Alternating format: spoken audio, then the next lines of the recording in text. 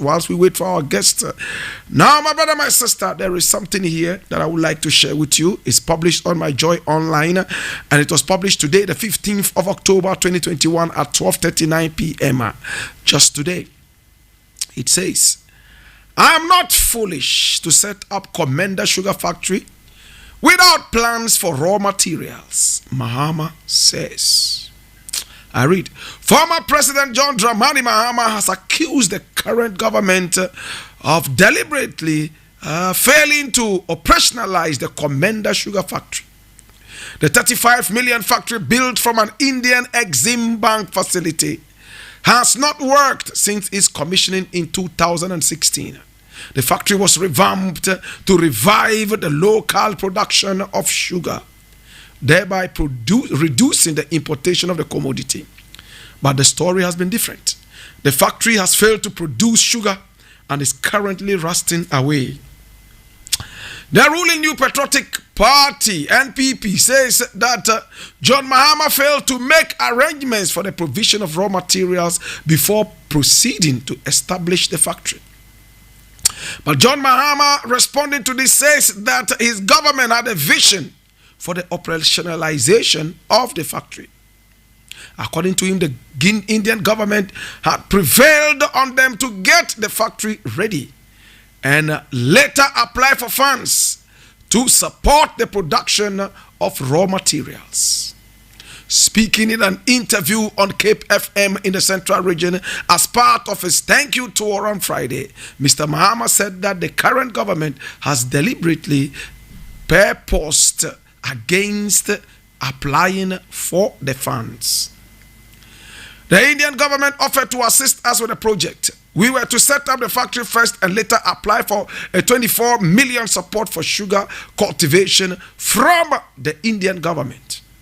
When this current government was elected, they indicated that the project was not amongst their priorities. Therefore, they didn't apply for the funds. I am not that foolish to set up a factory, and I have no plan for the provision of raw materials. I knew what the vision was. It was to get the raw materials first. And when we start production, we would have already had a processing plant, he added. This is what the former president is saying. Does it make sense to you? Does it make sense to you? I'm just asking you. Does it make sense to you? Former president said the Commander Sugar Factory that was supposed to produce sugar to supplement our sugar import in this country has been rusting away, something that cost us about 35 million American dollars to build. Mr. President said that the Indian government said, first and foremost, you get the factory ready. And when the factory is ready, we can now give you funds for the raw materials. My brother, my sister, does it make sense to you? Does it make sense to you? Build the factory. When you finish, apply for funds. So we give you that so you can get your own raw materials. What is the raw material for making sugar? It's sugar cane. My brother, my sister, how long does it take to grow sugar cane? Should you get the factory ready before producing sugar cane? Or should you produce the sugar cane before the factory is ready? Well, looking at it, you will realize that, well, sugar cane takes only about 1 year to grow. And when the sugar cane is grown, it can be taken to the factory. Now, checking out how long does it take to build the factory? Certainly not 1 year. It might be more. So when you have it ready and you have plans for raw materials, what happens? Then the two can go on simultaneously. I'm going to break it down. If it takes 2 years to build the factory, then it means in the last year of building the factory, you should be able to have the raw materials also joining the race So that by the end of the last year, the raw materials and the factory will be ready. And then production starts. But my brother, my sister, we all know how African governments behave. They use the people as sacrifice. They never do anything sensible until elections are coming. Then you see them running around, cutting sword, building things they cannot complete, blackmailing the electorate to elect them again so they will come and finish. Somebody wants to hear it again. I'm saying that a lot of African leaders never do anything sensible. All they do is blackmail. They wait. When the election year comes, then they start going around cutting sword. And Nana Addo has proven himself as the biggest sword-cutting president history has ever recorded. Old and weak as he is, he still has the energy to go around fanfooling the electorate and cutting sword that he will not be alive to see completed. Mr. Mahama decided to play this game as well. And he went out building a sugar factory that he knew he was not going to be around until after the election to start sugar production. But what did he tell the people? Hey, this sugar factory is for the commander people. It's going to employ a lot of people. We spent 35 million American dollars to build this, and we are going to employ the people of the area. Tell me, why did they decide to situate the factory in Commander? There are factors that decide why a factory should be located at a certain point. There are a lot of them, and you know already. One of them is proximity to raw materials. Proximity to what? Consumers. Proximity, my brother, my sister, to different buyers and even sellers. All these things would have to come to play when you are deciding where to situate a factory. Could they tell us why they decided to situate the Commander factory in Commander? Of course, we all know that Commander is a place that produces a lot of sugarcane. But because of the absence of the factory that Nkrumah built to produce sugar, because it had all gone into tatters, and because nobody was interested in completing what Nkrumah started or continuing with what Nkrumah started, the sugar factory Nkrumah built became nothing but the home of cockroaches and lizards. My brother, my sister, to cut a long story short, Mahama decided to build Commander Sugar Factory over there because he was probably advised that, hey, Commander people produce sugar. But his economists did not look at the other key points. Raw materials. What is the competition on the raw materials? I've said this time and again. This is pure economics. Yes, the raw materials are available, but are the people ready to sell the raw materials to you for the purpose you want the raw materials for? We have what we call competitive demand. We also have competitive supply. Let us deal with competitive demand in this case. The sugar cane, is it only demanded for sugar production? If it is only demanded for sugar production, then there is no competitive demand. The only competitive demand which might befall the sugarcane production is pricing. These people, how much do they want the sugarcane for? These people, how much do they want the sugarcane for? That might be the only competition, so that they will give it to the highest bidder. But in this case, there was only one sugar factory. So the sugar factory should have a monopoly over the production or the buying of the raw materials. Is it too hard to understand? My brother, my sister, so in the case where the sugar factory fails to have a monopoly over the production of the sugar cane, then there's a problem. The economists refused to find out if there was competitive demand for the sugar cane. Now, because the factory had been away for so long, the people decided to create market for their sugar cane. What did they do? They turned it into apetition. They turned the sugar cane into apetition. Liquor. What in Jamaica we call rum. The Ghana rum is apetition. In fact, apetition is the grandfather of the Jamaican rum. There long was apetition before the Jamaican rum.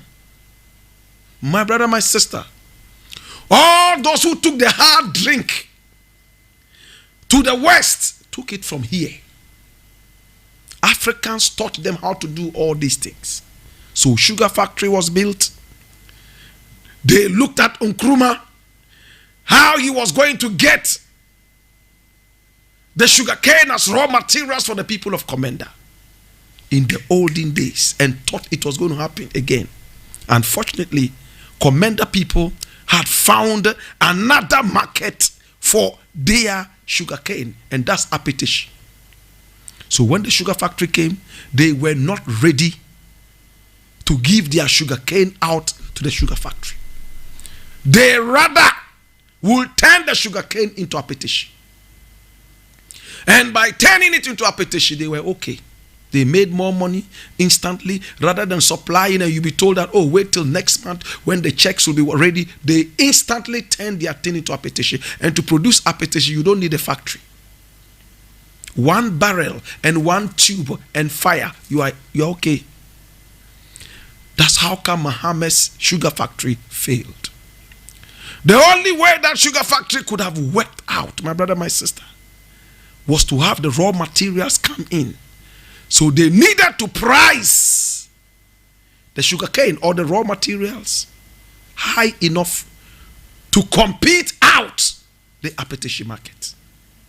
But no, it didn't happen. My brother, my sister, let's break it down for the common man to understand. President Mahama built that factory. He knew he was getting out of office. He wanted to use it to blackmail the electorate to vote him back. So we have a sugar factory. When we return, it's going to be totally operationalized, and the people are going to be employed. And the people look back and said, that's what the government is doing right now.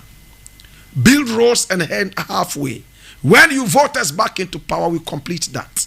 When you vote us into power, we'll do this. Look at the Seglemi housing that has been painfully abandoned. That's one aspect of the argument. Now let me look at the second aspect. Nana Addo is an anti-Nkrumah person. So whoever wants Nkrumah's dreams to come to pass is an enemy to Nana Addo. So Kwame Nkrumah trying to, Nana Addo will fight any man who tries to revive the spirit of Kwame Nkrumah. So Mahama trying to bring back Nkrumah sugar factory was a major enemy to Nana Addo. Did we all hear that Alan Cash said he was trying to sell the sugar factory? Oh, we are going to break it down and we are going to auction it and sell it at a lower price because it's wasting away. My brother, my sister, do we need sugar in this country or not? Can we find a way to get the raw materials for the sugar? How easy is it going to be? How prudent is it going to be? Could the government just go into it and make it happen? No, because it was not their initial project. They will not do it. Two, they will not do it because it will revive the spirit of Kwame Nkrumah. Thirdly, ego. They won't do it so that the credit would go to the one who started it. You see the problem we have in this country? We all are not ready to look at the common interest of the Ghanaian. We all are overly egotistical, inordinate ambitions that have no coordinates. My brother, my sister, Now that sugar factory is wasting away, rusting away. Mahama wanted to use it as a blackmailing tool to have the people voting back into power. Saglemi housing, the same idea and some other things. But that is common ground for all politicians I have seen in my 47 years of life on earth in Africa. What they do is they wait until when election is coming. Then they start a certain hefty and lofty project, hoping that, oh, this project, I won't complete it. And I will blackmail the people and tell them to complete it, press A. If they don't press A, they know that the one they press for would come and not complete it. If they so much want this project to be completed, they must press A. Is it in the common interest of the Ghanaian? They come into power and they have their own agenda. I've said it time and again, and I'm going to repeat it. Until we have a minister for uncompleted business, a minister for outstanding business, it will be difficult for our leaders to think. If I was president, minister for outstanding business would be there. Minister for unfinished business will be there. Minister for uncompleted business would be there. And what is his duty going to be? Check out what the last government did and the other governments. That can be completed. That is your office. Let's deal with that. What percentage of the work can we do to complete these works, unfinished works? But no. Every government has a new agenda. My brother, my sister, look at the airport. The so-called Kotoka International Airport. The only airport in the world that is named after a dirty coup maker. A country that prides itself in the fact that they are Pan-Africanists. Yet their airport is named after a dirty, stinking coup maker. A coup maker that Rawlings even praised. Yet he said he was an Nkrumahist. A coup maker who thronged this country into mayhem. A cowardly coup maker, my brother, my sister, who at the point of death was begging for his life to be spared like a little cockroach. Yet he was the one who boasted all over that he had juju from Alakple that will protect him from every gunshot. He boasted to the British that no bullet could penetrate his skin, and that he was the true royal son of Alakple in the Volta region, not too far away from Nogokbo, that he was a son of the land and he had been protected by Juju. But when one bullet was about to slap his cringing brows, he begged like a cockroach. If you read the books of Nkrumah, he will tell you. When the coup maker was taking out Nkrumah, he boasted. He became the champion of Ghana. But when death stared at him in his eyes, he started shaking black, as if he was suffering from buli. Hey! One bullet! Pow! One! In fact, Kotoka died before the bullet even hit him. He laid down flat like a cockroach on heat. Better still, a cockroach in labor. Have you seen a cockroach in labor before? That was Kotoka. What happened to Ankara? He jumped over the castle walls into the sea. Like a seashore boy, he swam his way to freedom. My brother, my sister, they brought Ghana back. All that Nkrumah planned, all the factories he built, all the roads he built, and all the wonderful think tank ideas he brought, they retrogressed Ghana. And today they want us to worship them and say that they are good. My brother, this is not the first time a sugar factory will rust away. We have seen a lot of Nkrumah's projects that have all been washed away. We have seen a lot of projects that Nkrumah put up, and one after the other, each one of them was washed away. This will not be the last time that an African president will continue to behave like a stooge. This will not be the last time, my brother, my sister, that we'll see African leaders who don't have the common interests of the African people. My brother, my sister, I am glad to be talking about this today. Until Ghanaians insist on some of these things, a time will come when we are going to have uncompleted projects all over the place, and nobody will be interested in completing them. I will, at this point, want to thank the government at least able to tackle a few of the projects that were begun before it came into power. If we had a little bit more of these projects being handled, I am sure that we would get better and further. Well, my name is Blakk Rasta, and I want to thank you so much. My guest is in the house, and we are about to have a beautiful conversation. This is the Black Pot, and my name Blakk Rasta. Eja is in the house. How are you doing, sir? Pretty good, pretty good. God blessings. Yes. I'm so happy to have you. Well, I was told that you were caught in traffic out there. That's the Ghanaian traffic for you. Very, very bad. Very bad. Yes, producer has to pull the microphone closer to you so that you can we can hear you properly. Okay. Good. So, I am so happy to introduce to you my guest right here in the house. He's all the way from Trinidad and Tobago.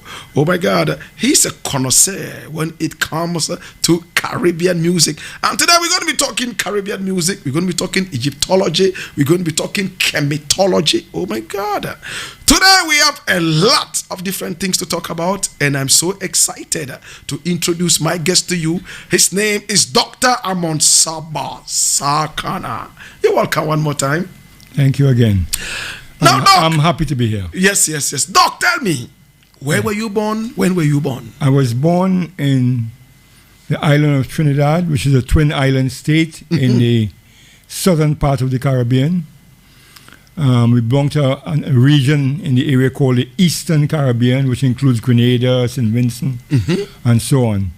So I was born there and grew up there up to the age of 16, and then went to United Kingdom with my entire family, and there I have lived most of my life. Wow. Although I've traveled extensively in different parts of the world. Which year exactly were you born in? 1948. 1948. Wow. That's about 9 years before Ghana became independent from the Gold Coast. Correct. Whoa. What was Trinidad and Tobago like at that time? A colonial country in which the color black was a liability. Wow. People of African descent could not work in public banks. Certain jobs, for example, in the post office, they couldn't get until the Black Power Revolution of 1970, led by a brother called Makandal Daga, who is now dead, Kafra Kambon, and a number of other university students, brought about a complete change in the political history of Trinidad by demonstrating and agitating for fundamental change. The commanding heights of the economy were controlled by foreigners. Wow. And at one stage, they repossessed it and then sold it back again, but years after. The banks opened up, and people of color, of African descent, were hired in all areas of public life. That changed fundamentally. Education became free in 1962 when Eric Williams, who was the first prime minister, came to power, and later on education became free from primary school to university. What kind of family were you born into? Your father, what kind of work did he do? Your mother, what work did she do? My mother was a housewife, basically. My father worked when he was young as a policeman. Wow. And he worked as many things, including a lifeguard, taxi driver, many things like that. Interesting. Yeah. And how many were you in the family in terms of children? Number 3. Wow. Were you the first, second, or third? The 3rd. The third? Yeah. Interesting. Wonderful. All right. So Trinidad and Tobago, the people from Trinidad and Tobago, which part of Africa are they from? Well, put it this way. Trinidad and Tobago, during the period of enslavement, wasn't a highly populated country. Slavery ended in 1834, right? And in 1783, roughly 54 years before the ending of slavery, there was what is called a cedilla was introduced, which brought people from the French-speaking Caribbean, essentially white. Some of them were former nobles and royals, and they brought the enslaved people with them. So the population of the enslaved only rose from about 1783 until 1934. So there wasn't a great African presence history of enslavement in Trinidad. But what happened? Trinidad became a country of settlement, like America was. Right? People from Grenada, Barbados, St. Vincent, Guyana, continental Guyana, all came to live in Trinidad. So it became of mixed heritage. And then we had the East Indians from India coming as indentured servants from 1845 until 1917. Wow. They now constitute about 44% of the population, Africans another 44%, and the rest of various mixes. Wow. So Africans actually dominate Trinidad and Tobago? I wouldn't say that. Not economically. Okay. Culturally, yes. Population-wise? Culturally. No, it's 50-50 between Indians and Africans. Oh, wow. They both comprise 44% of the population. And economically, which one of these dominate? The Indians dominate. Wow. Why is it so?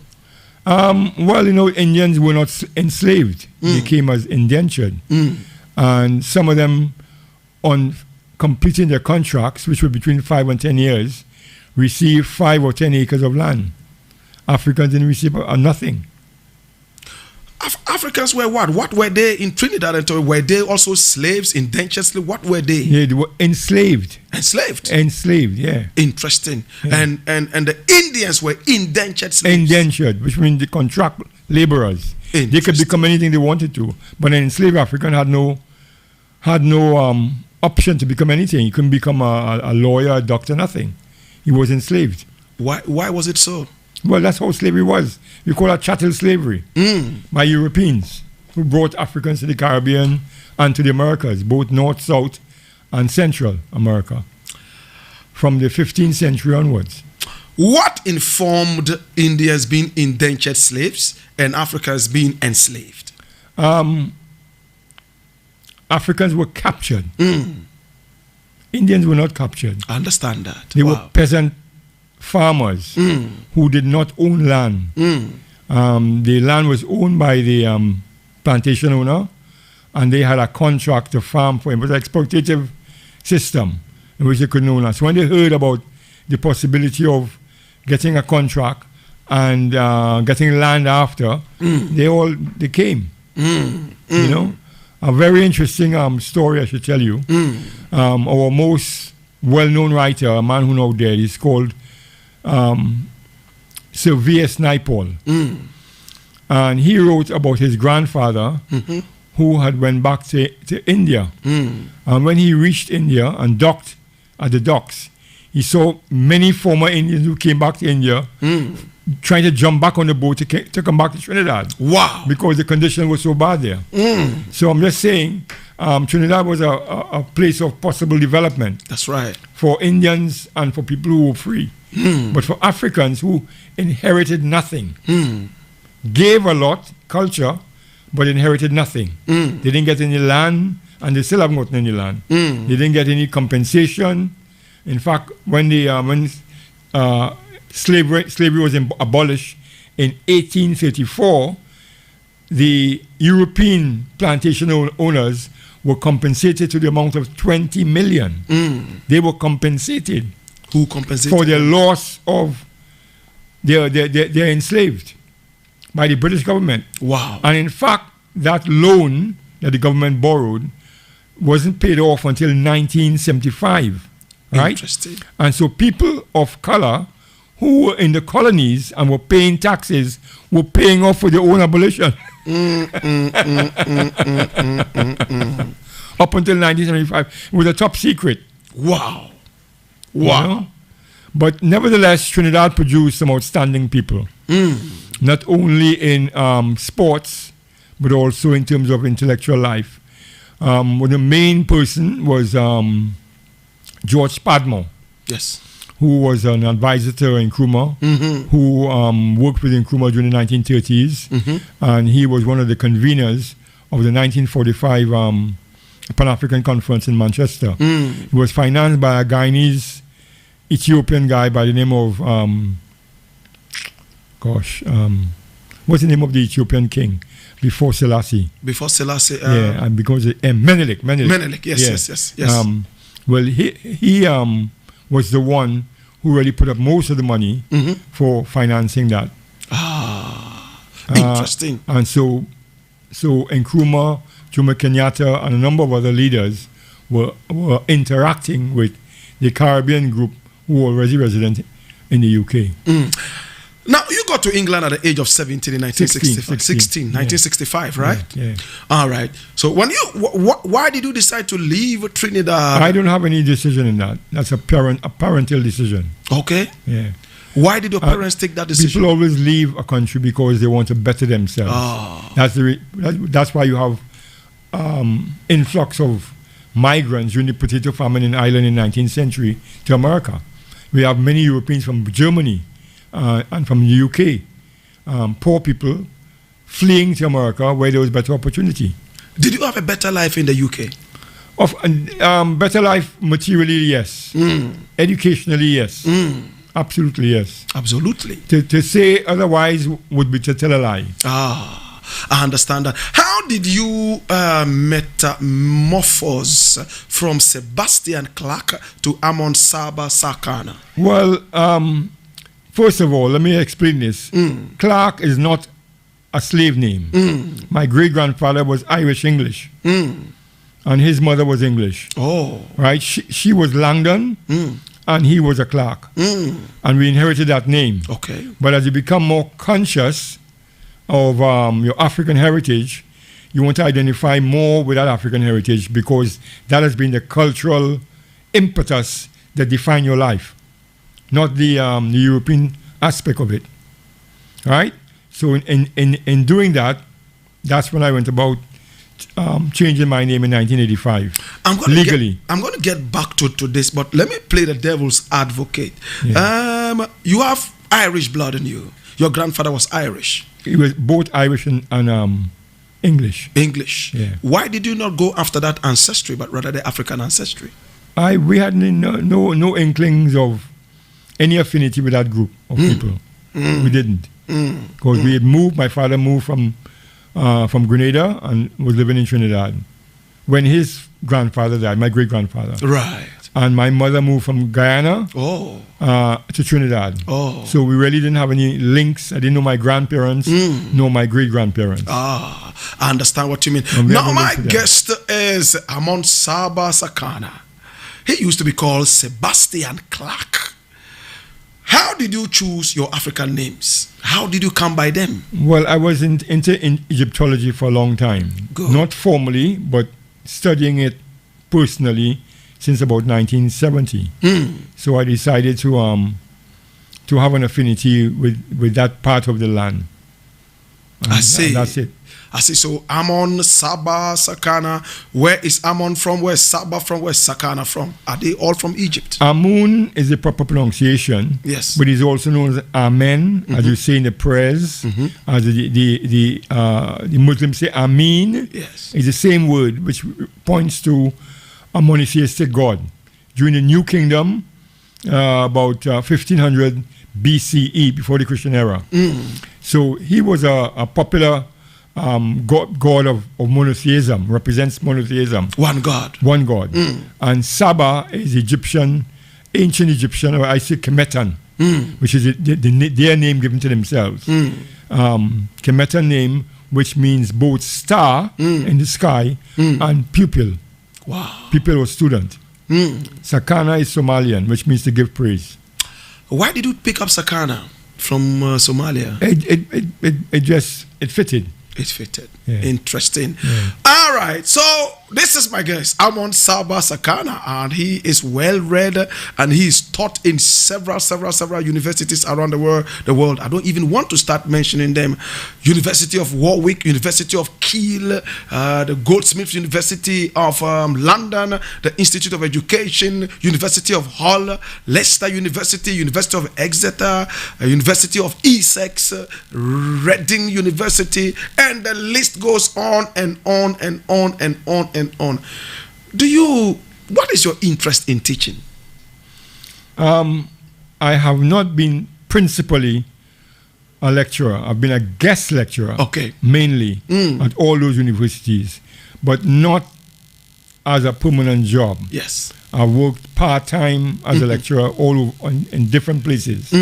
But my principal occupation was both writing and publishing. Right. And you've written a number of books. I will get into those things after some time. Yes. All right.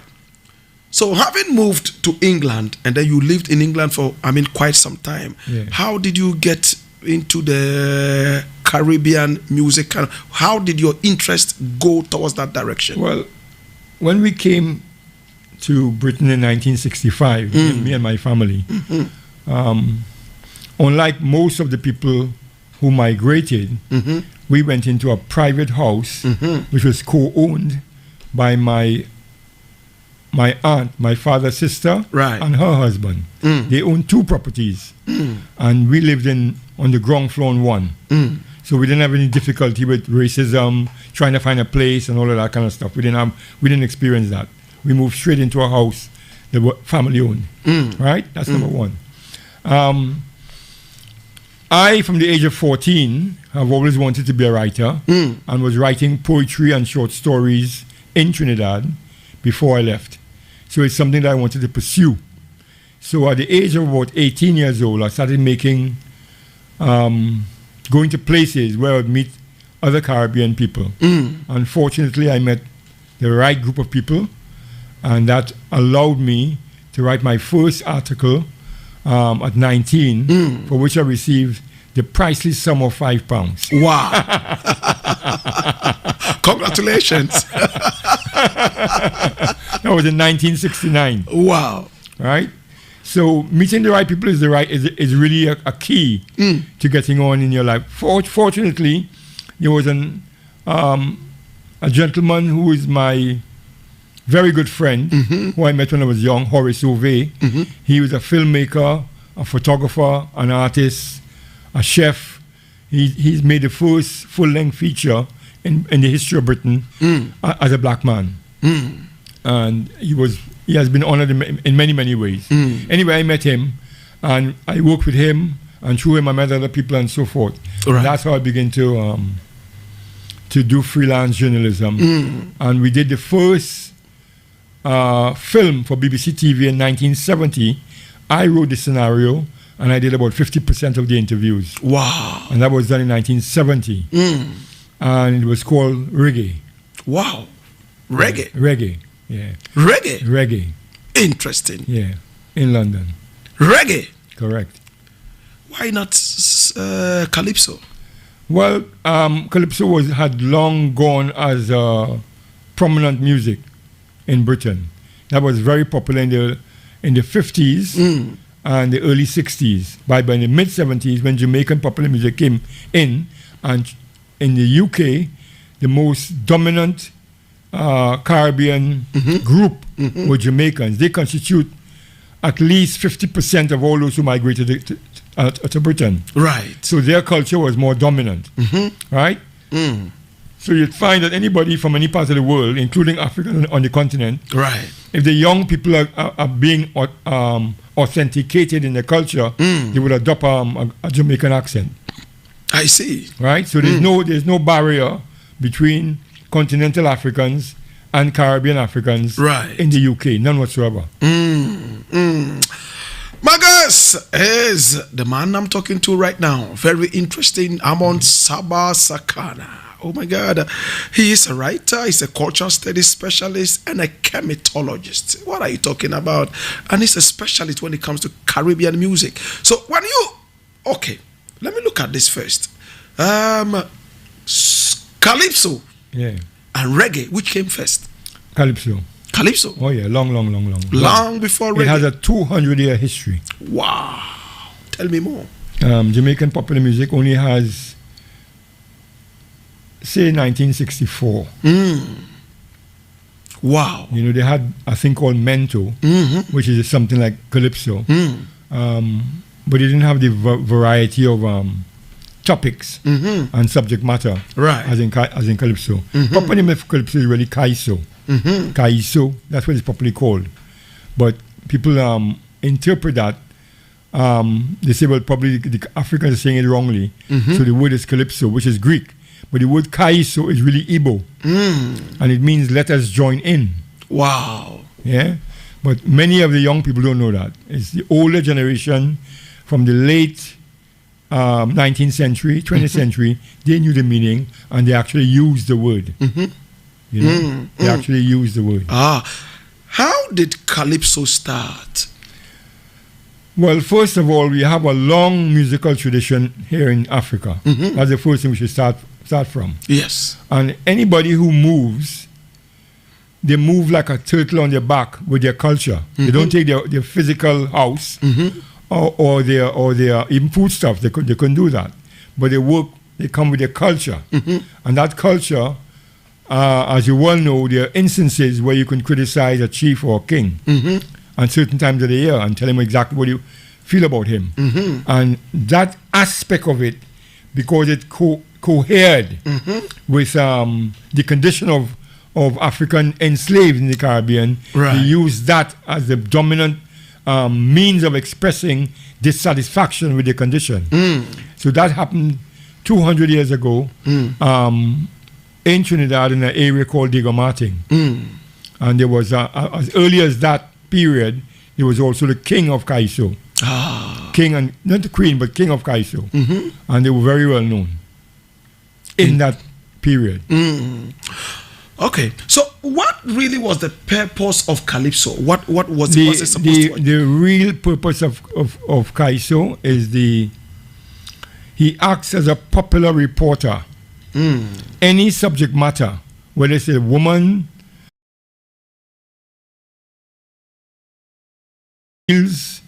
or a politician who errs, particularly politicians, they release the most scathing tunes against politicians in any public forum. If you do that in any other part of the world, you'll be locked up. Wow. But in Trinidad, they have that liberalization of accommodation. So people could criticize, and sometimes changes are made as a result of those criticisms. Interesting. Yeah.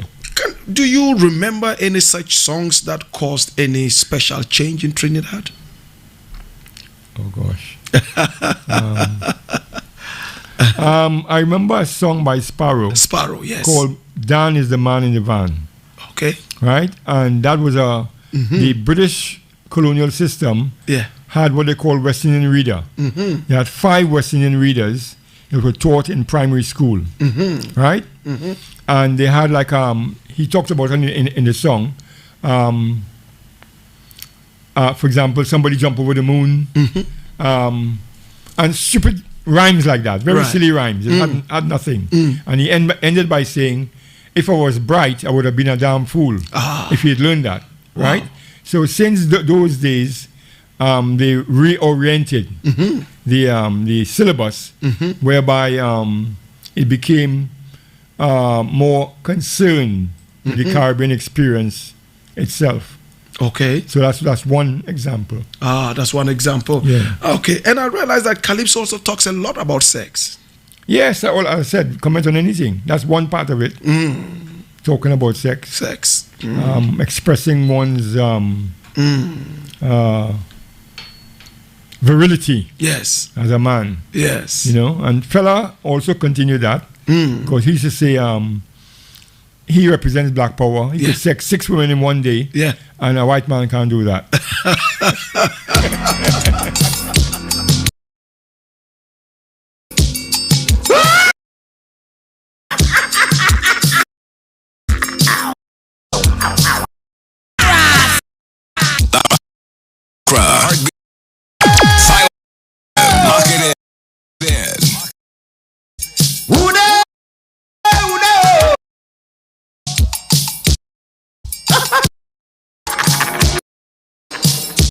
Sorry, ladies and gentlemen. 2 lovely white women traveling all the Africa, found themselves deep of the Baluba Congo. In the high big brother Uber. Had it been me, I'd have taken them back to but hungry. 2 white traveling Africa. Find themselves of a headhunt. Cook up one and eat one raw. The taste so good, he wanted more.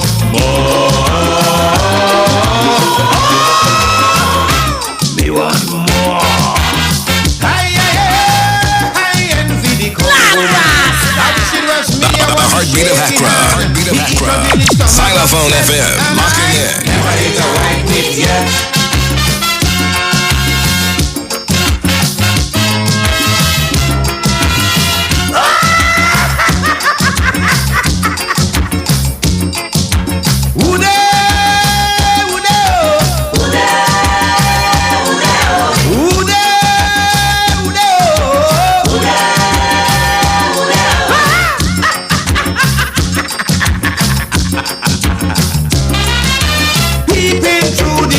To see what's taking place. There I saw the Congo going to take a little taste. He opened the eye and he started to grin, rubbing the belly and he tumbled in.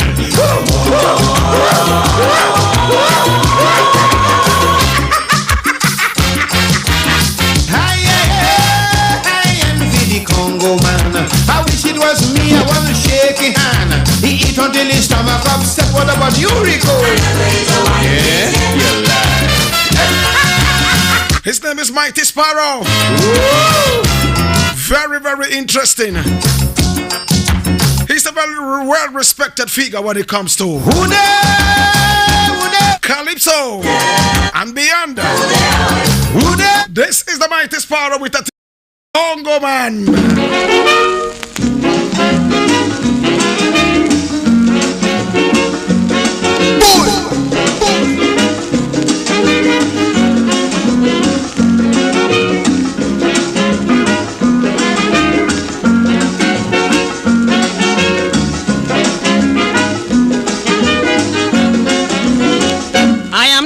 Qualified physician, and I don't want to give this injection. I am not a qualified physician, and I don't want to give this injection. Fire! Dorothy is begging for trouble. She insists I should give her this needle. But darling, one thing I want you know, don't blame me for where the needle go. I push it in, she pull it out. I push it back, she start to shout. Dr. Gage, it's terrible. I can't stand the size of your needle.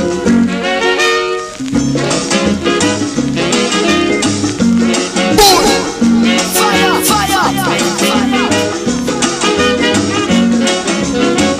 She lie down in such a position, it was difficult to give this injection. She start holding on to the needle, making me so uncomfortable. I said, darling, can't you be steady? I'm going to have it done very shortly. She said, Dr. Kitch, I am sorry, but the sight of the needle frightened me.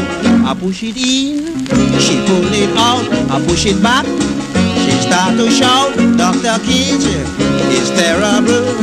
I can't stand the size of your needle. I push it in, she push it out.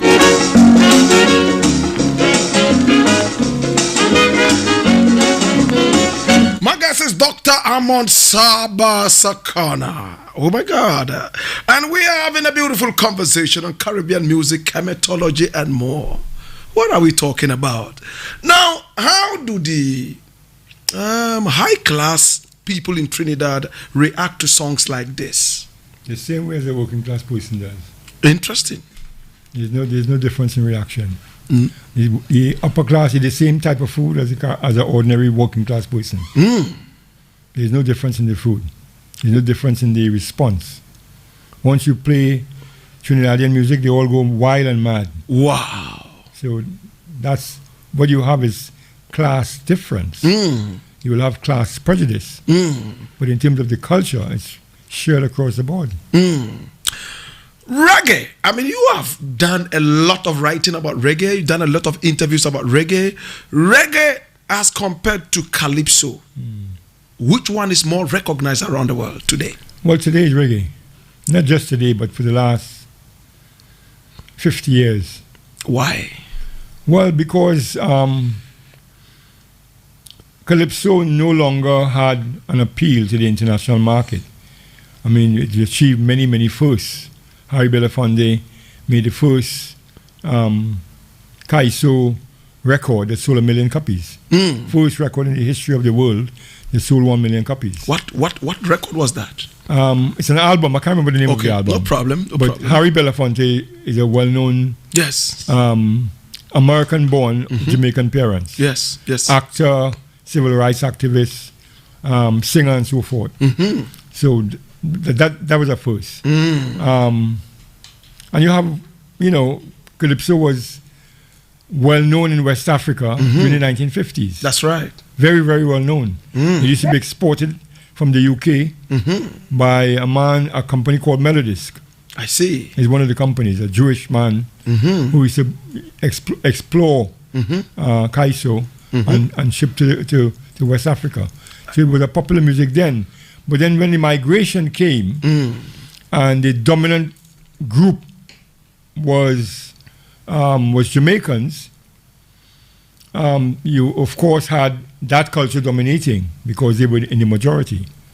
And that took over and people began liking their music as well. And it dealt with and it was a modern music too. It came into being as a consequence of welding African American R&B, Cuban music, and as well as calypso, the horn arrangements that came from calypso, or Kaiso, as I prefer to call it. Yeah.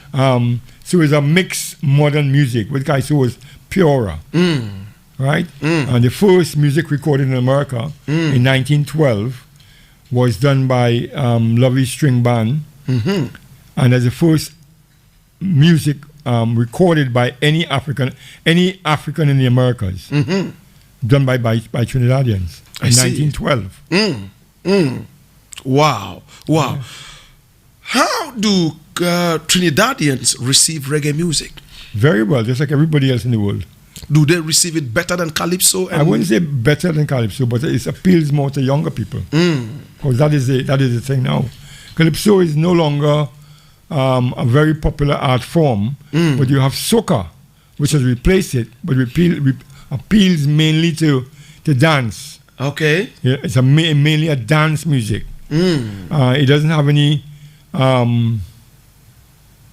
lyrics of redemption, lyrics of information, informed kind of information. It's a music of dance. Okay. A music of enjoyment. That's soca. Soca, okay. Or abandonment.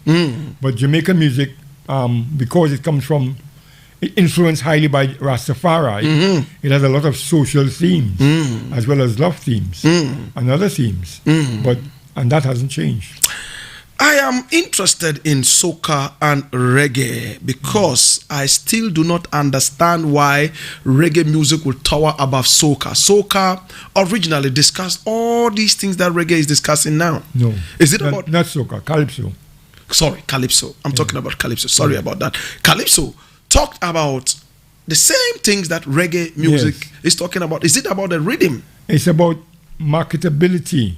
The old time Kaiso is more, hasn't made great fundamental changes in its musical organization. There was one time Lord Shorty who introduced a new beat. He called it soul calypso. Yes. Which means soca. Soca, yes. Right?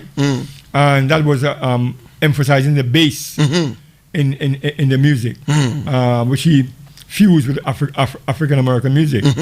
But again, that was just a phase. But the main music is soca now, and then that is not a music of consciousness. Would you say that soca is a step forward in terms of growth of calypso?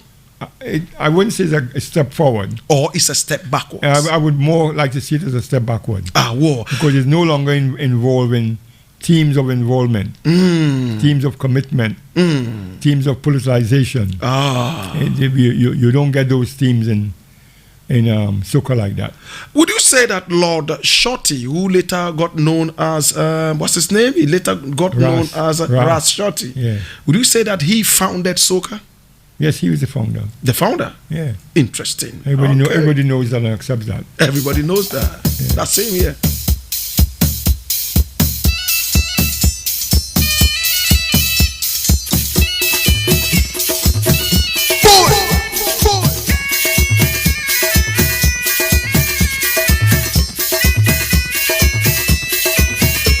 Are you feeling irate? Alright, make we answer them now. Sure, original.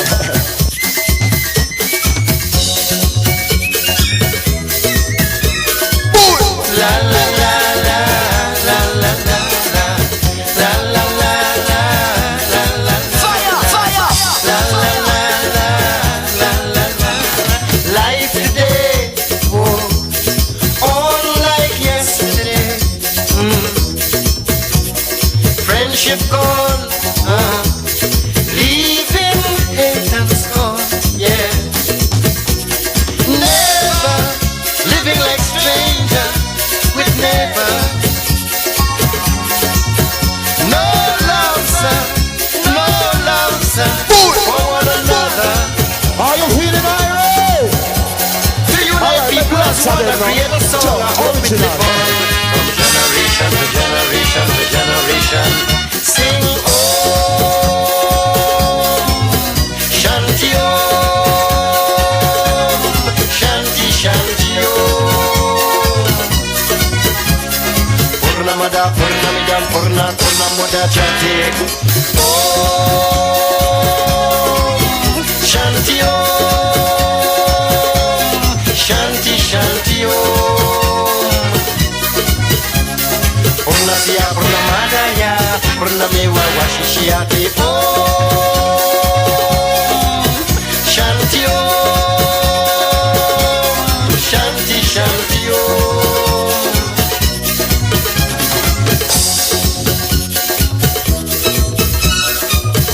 If you play this one on any regular day in Ghana, people will tell you this is Indian music. Yeah. Let me explain the background to that. Shorty was brought up in an area in which there's a sizable population of Indians, and his wife was an Indian. Oh, and he always looking for avenues of development and change and transformation. So he incorporated Indian tabla music into soca, and that became a new dance form, or a new musical form, and that's what you're hearing. Was there a need for soca at all? Was there a need for what? Was there a need for soca at all? Well, people, music always changes. It's always changing. Yeah, in Jamaica there was ska. Ska lasted about 2 years for the most. Then there was Rocksteady, which is a brilliant form of music. That's right. That lasted another 2 or 3 years. And then there was reggae. And then there was steppers. That's true. And there's a whole variety of changes, you know. And then there's slack talking as well. That came into prominence. So the whole music always changes. Does soca talk slack? Of course it does. How about calypso? Of course it does. Which is the slackest one you have heard so far in terms of calypso? In the old days, you had metaphors. Okay. Like, for example, Kitchener that you played earlier, he's talking about an injection. Yes, right? Yes. And it's for you to know what the injection means. That's right. Right, but in today's music, they don't talk about it. They don't use metaphors anymore. They go straight. The poetic element is no longer there. It's not there. So it's just really naked words that are used to describe various things. But to me, there's a lot more ingenuity it takes in terms of poeticizing the music by using metaphors and various symbols to express experiences in everyday life. But that has been moved. Okay. When we return, we'll be talking about cannibals. Just now. We have a truck on the road. We have a truck on the road. We have a truck on the road. You better link me for a truck on the road. Hey. We have a truck on the road. We have a truck on the road. We have one big bad stick truck on the road. Hey. Are you feeling irate? You better link me for a truck on the road. On the road. On the road. On the road. You better link me for a truck. We on the road with the wickedest trucks. Long. We are the big band sound system and the wickedest bucks. All the girls and them that we know got the wickedest cuts. Long. How we have make no noise when we pull up in the wickedest spots. And we come to make them hot gal wine. We are drop tune and then roll the spine. Long. Anyone throw your hands in the air. Fling your water now, fling your beer. Because the big bad road general will appear. Here. We have a truck on the road. Hey. We have a truck on the road. Check. We have a truck on the road. You better link me 4 o'clock on the road. Hey. You better link me 4 o'clock on the road. Hey. On the road. Are you feeling The heartbeat of Accra. Xylophone FM. Lock it in.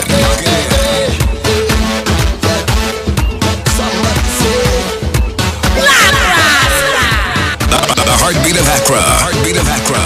Xylophone FM. Lock it in. I's a man, love to play, love to jam. You see me, I's a man, I always happy once money in the hand. But I don't got no time for no worries. I don't got no time for no stress in my head. I'm on the mind. So I'm ready for all the road. I come out to live my life. Live my life. Play a mass and live my life. I'm the happiest man alive. I come out to live my life. Live my life. Drink a rum and live my life. I'm the happiest man alive. Somebody say, whoa, oh, oh, oh. Hey, hey, hey, hey. Live my life. Boom. Just show me your worst behavior. Show me your worst behavior. Are you feeling irate? Show me your worst behavior. Are you feeling irate?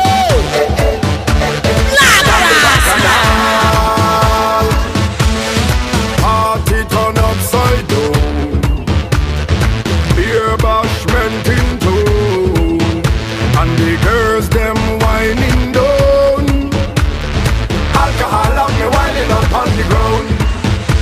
Out of hand of me friend I cause the most problem. I come here to start the bacchanal and throw up me on them. I'm gonna wine for the girl them and create a problem. I'm behaving bad and waving me on. Oh, I behaving the worst. I behaving the worst. I behaving the worst. I behaving the worst. I behaving the worst. I behave. My guest in the studio is Dr. Amon Sabasakana. Oh my God.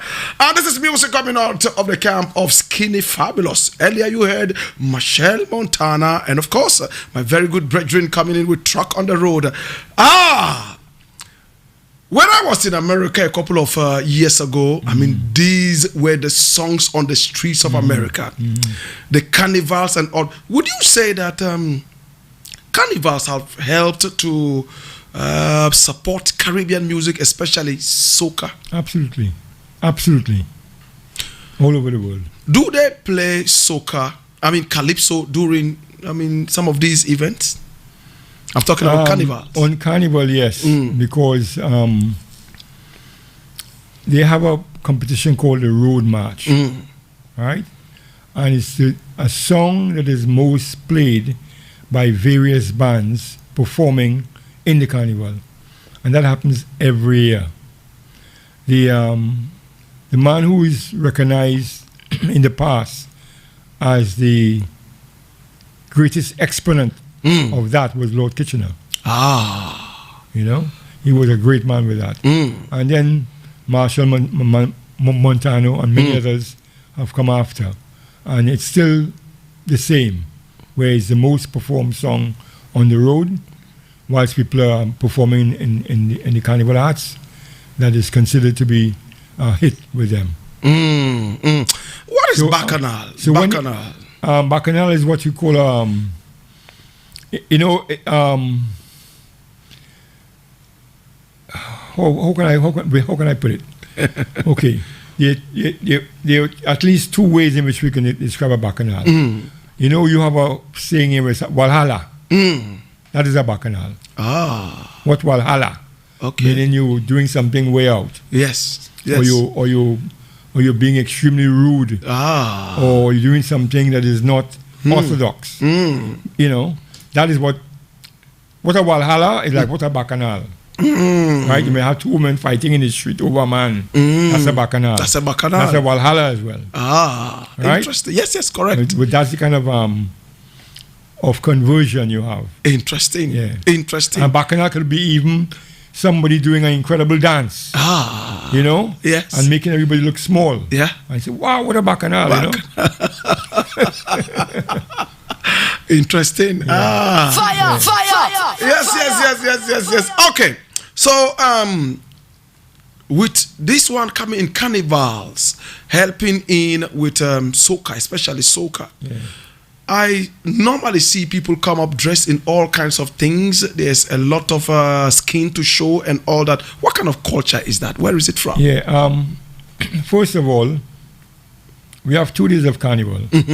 One is a day we call Old Mass, and that plays on Carnival Monday. And the other day, Tuesday, we have portraits in history. But over the last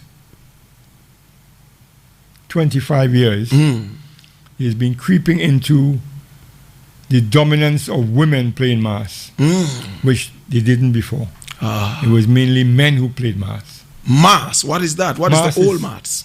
No, mass mean masquerade. But Trinidadians say mass. Mass, Yeah, Eastern Caribbean people say mass. M-A-S. They don't say masquerade.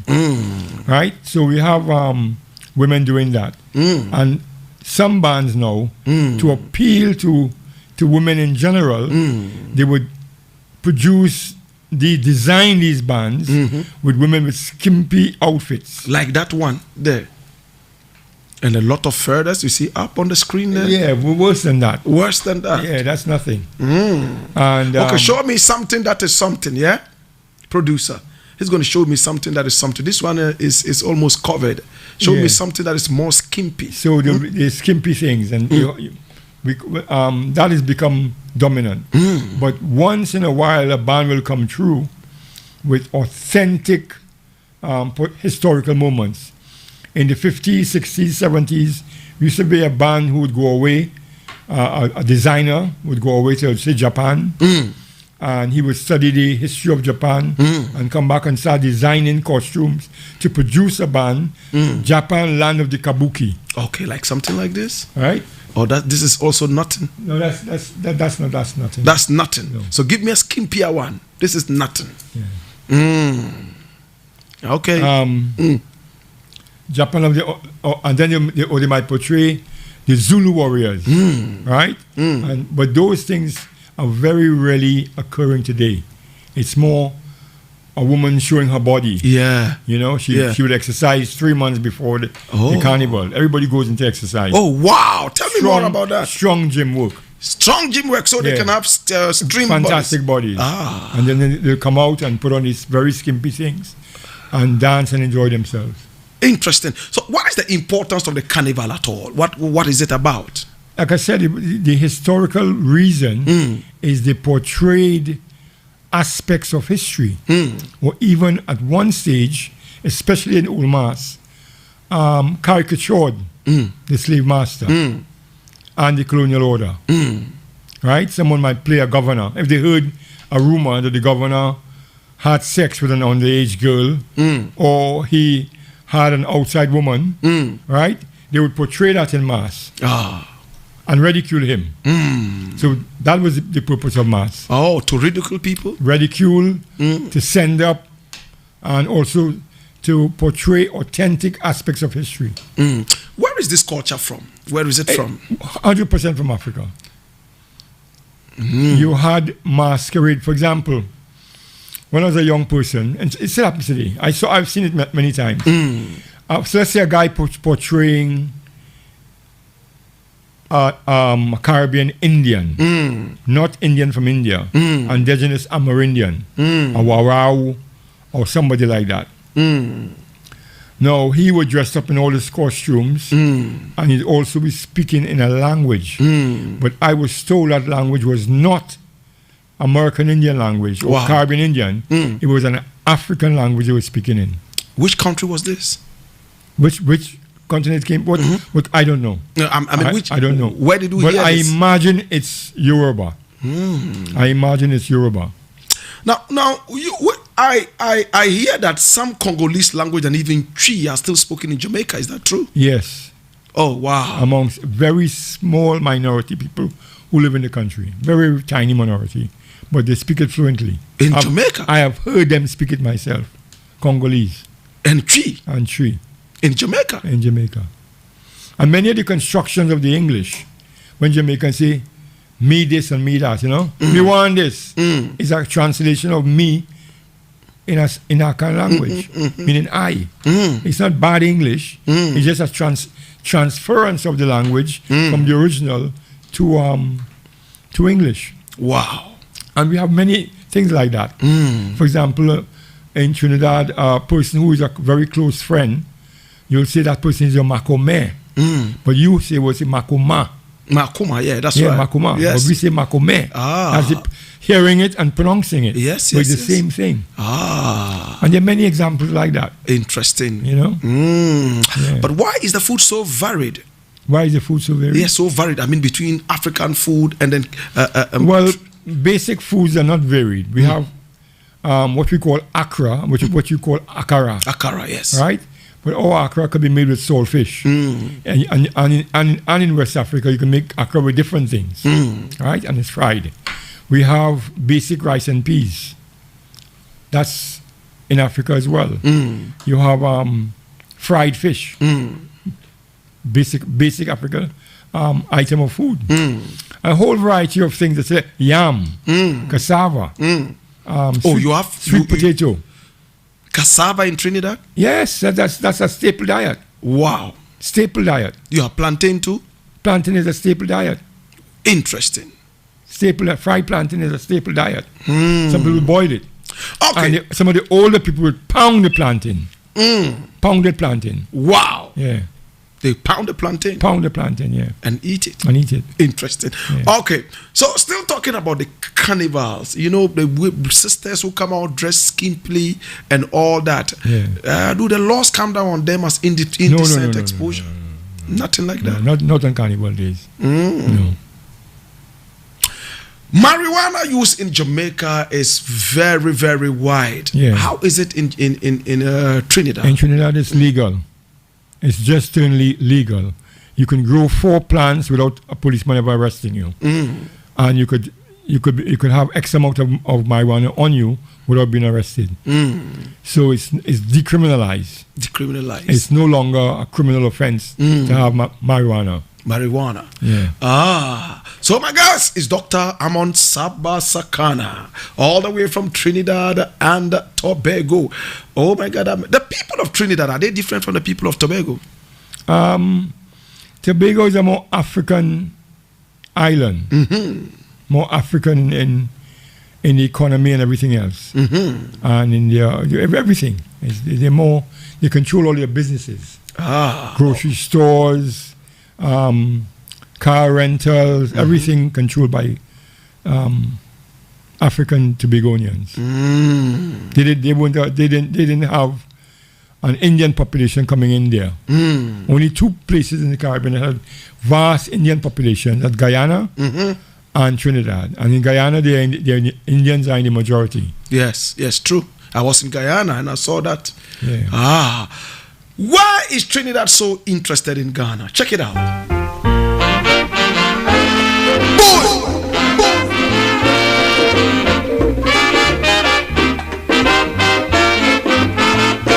This day will never be forgotten. The 6th of March 1957, when the Gold Coast successfully get your independence officially. Ghana is the name. Ghana, we wish to proclaim. We will be jolly, merry and gay. The 6th of March, Independence Day.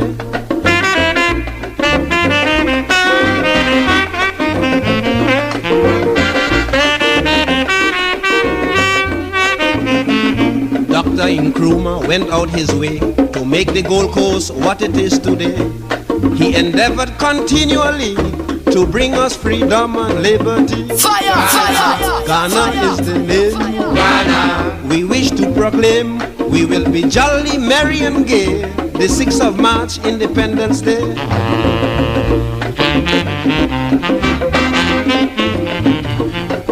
At the point, this song was almost more popular than the Ghanaian national anthem. And this is music from Lord Kitchener. Yes. Why is Trinidad interested in Ghana? Not just Ghana, but all over Africa. When Mussolini invaded Ethiopia, yes. Ethiopia, sorry. Yes. There was a massive song by the Roaring Lion combating Mussolini and showing that he will be defeated. So Trinidad has always been a highly politically conscious country. You know, and it's reflected in the songs and in the culture. I see. And this is about Ghana. You cannot believe that somebody from Trinidad would be singing about Ghana. As I said, we're not isolated. I find, people in the Caribbean would know more world events. And when we were young, we taught a lot of things about the world. You know? Trinidadians, do they believe that they are Africans? Or they are Indians? Well, a number of people have believed that, but let's get a kind of background. Many people up until the 1930s really referred to themselves as Africans, right? And then you had the popularization of the American social phenomena in which words like colors was being used, Negroes were being used. So this was popularized by the press and it became institutionalized. So people began to use those words until 1970. Now, 1970 not only brought about an economic revolution, but it also brought about a profound cultural revolution. People in the Catholic Church and the other Christian denominations, they had Christian names. But after 1970, even in the Catholic Church, you would have drums beating and babies being baptized with African names. Interesting. Right? That was quite widespread. And you'll find that still a popular feature of Trinidadian popular life, having a first African name. What is racism like in Trinidad between blacks and Indians?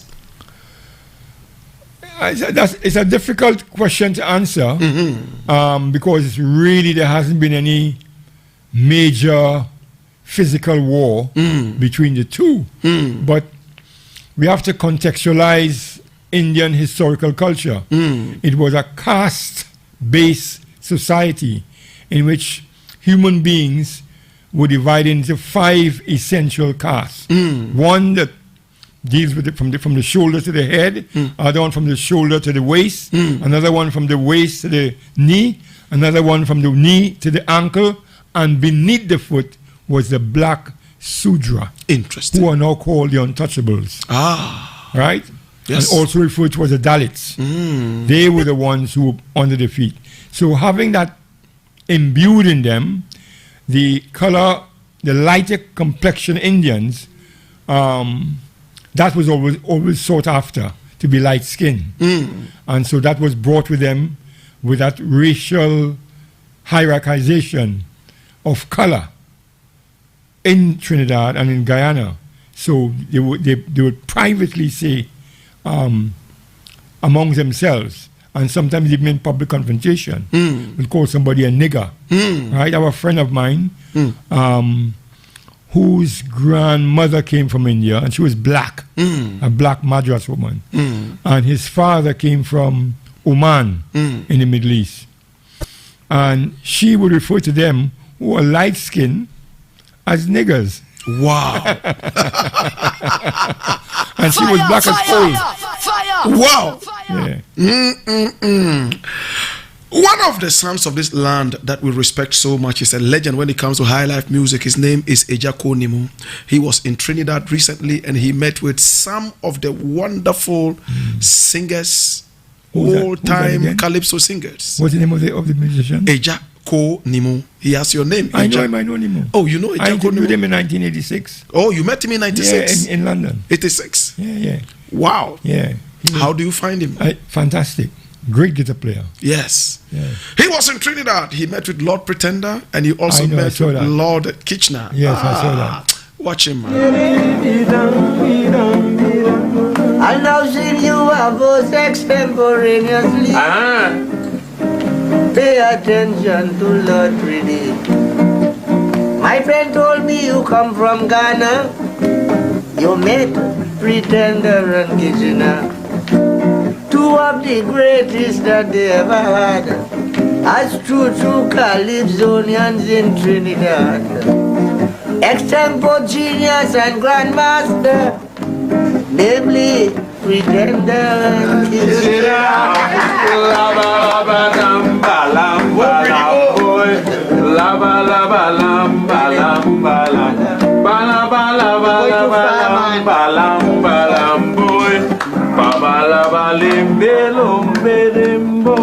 I beg you to please put your hand in mine.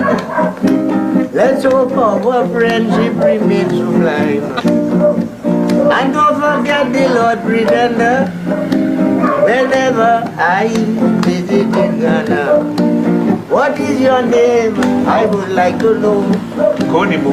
So I could mention it in Calypso. So listen to me, Mr. Konibo.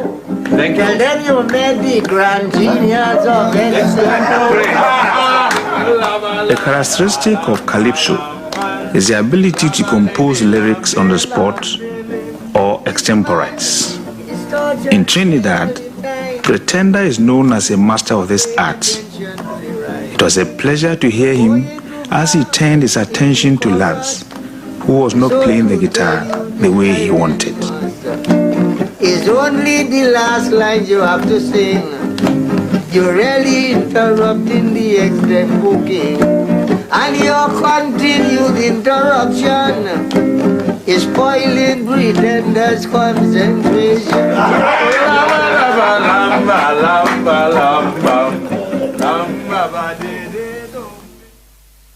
Africa. Tell Dr. Nkrumah, this is Lord Kitchener. We send our love to Africa. Me and Roy and Kara. That's why I'm going back home. Africa. Tired road. Africa. I'm going back home. Africa. Tired road. Africa. Baby, boy. Africa. One more time. Africa. Africa. All right, right, so this is Eja Konimo with some wonderful Trinidadian singers, including Lord Pretender and, of course, Lord Kitchener. Now, this extempore music creation or extempore singing, what we call the freestyle, is it still being done? Of course, yeah. Wow. Yeah. Wow. Yeah. Long time. Long time. Yeah. That will never die. It will never die. Yeah. What is beautiful about Trinidad, I think, is the institutionalization of many aspects of culture. For example, in the steel pan, 5-year-olds learn to play at the age of 5. Wow. At the 5 years old, they're learning to play the steel pan. Hugh Masekela was there several years ago, and we were talking, and he was saying he's amazed by how they could be playing the steel pan at the age of 5. And in South Africa, they has not been institutionalized. That kind of culture has not been institutionalized, but in Trinidad it has. And another thing that the government did was financially support pan theaters. So every pan orchestra would have a mini, what do you call it? A mini something. Yeah, so a covered area with seating and everything, and that's a great development from what the steel bands man was accustomed to. Okay, I'm going to ask 2 more questions on Trinidad, and then we move away entirely from Trinidad. What is the crime rate in Trinidad? It's quite high. Yeah. What's happening is this. After 1970 and the expressions of Black Power, the Americans in particular tried to dampen that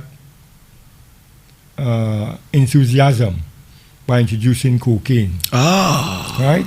And they introduced cocaine throughout the Caribbean. Wow. And that became a big thing. The next thing is that once one is addicted to cocaine, your morals drop incredibly.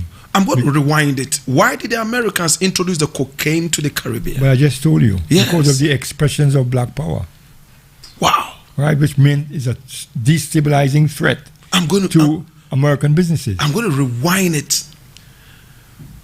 Cocaine was introduced to the Caribbean because of the influence of Black Power. Correct. To water it down. Yeah, but to water it down and to break it up. Not just to water it down, but to break it up. Wow. To destroy it. Destroy it. Yeah. So when this cocaine was introduced, what happened? Gang wars, fighting over turf. And most of it was controlled by rich people. The African was a foot soldier. He wasn't involved in the importation. Where we get the money from? He will be getting money to pay off police and other people involved in that kind of activity. He was a foot soldier, and so people physically saw him. They didn't see the people behind him, and so they always, the police always mount physical attacks and activities against these African youth. And they will never arrest those who are supplying them to sell. They don't arrest them. Is America an enemy to Black Power? Of course it is. It has always been. Who killed Malcolm X? Who killed Martin Luther King? Who killed Fred Hampton? It wasn't Africans who did that. It was the American government. Who killed him? President Kennedy. Who killed him? This is nothing that is hidden. It's well documented. How would America be able to bring in cocaine when you have an independent government? Very easy. They bribe people. They bribe officials. They bribe customs officials. They bribe certain policemen and so forth. And that's how it's done. I appreciate that. And it's not just Americans, as I said. There are people indigenously in Trinidad who belong to that cocaine cartel and make a lot of money and invest it in legitimate businesses after. So you would blame the crime rate on this cocaine that was introduced in the 70s. Yes. Before then, what was Trinidad like? Very, very, very low. You could, in the 60s, you could leave your house and don't lock it. You didn't have to lock your door. You just go. What kind of crime is in there? Is it rape? Rape is big. The attack on women has increased incredibly. Rape, kidnapping, and murder. Those are the three big ones. And drug-related killings, gang warfare. Interesting. Yeah. Wow. But for petty money. What's the way forward? How can this be kept? Well, it's a very difficult question in the sense that government is reluctant, unable, and perhaps unwilling to mount a serious campaign in ridding the country of those people. I see what you mean. And the reason why that is obviously done is because there must be some benefit to those people for having that kind of society perpetuate itself. What's Trinidad's biggest export in terms of mineral resources or things oil, like that? Oil has always been for over 100 years. Was the first Western country in the West to produce oil was in Trinidad. And we have the Big Pitch Lake as well. The only natural pitch lake in the world. Wow. That we have a certain type of pitch. It's done in Trinidad. Wow. Interesting.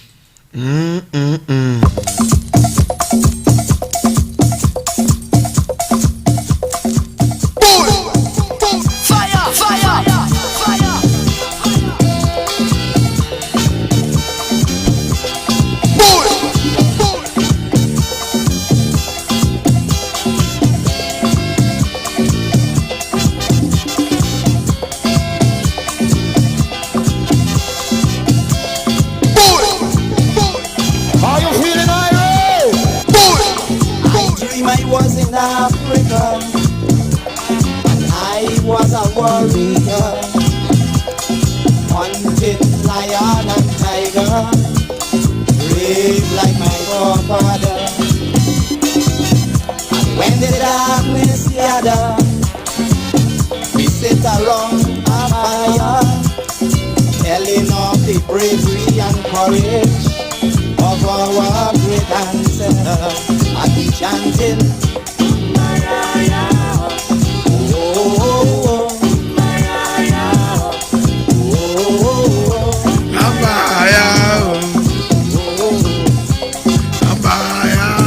His name is Merchant. You wanted me to play this one. What exactly about this do you like? Well, it's a kind of fantasy, really, in which, having been removed from the ancestral land, one has only popular pictures of imagining what it was like, the Tarzan movie, blah, blah, blah, blah, blah, that kind of thing, So it's a kind of reimagining Africa in those kind of terms, hunting lion and tigers and so on, and having a contest for kingship and successor. All those things are real, in fact, but it's a kind, to me, a fantasy. It's a dream of reimagination of what Africa could have been like traditionally. Interesting. All right. This is another one here. Lie, lie, love, love, love, love.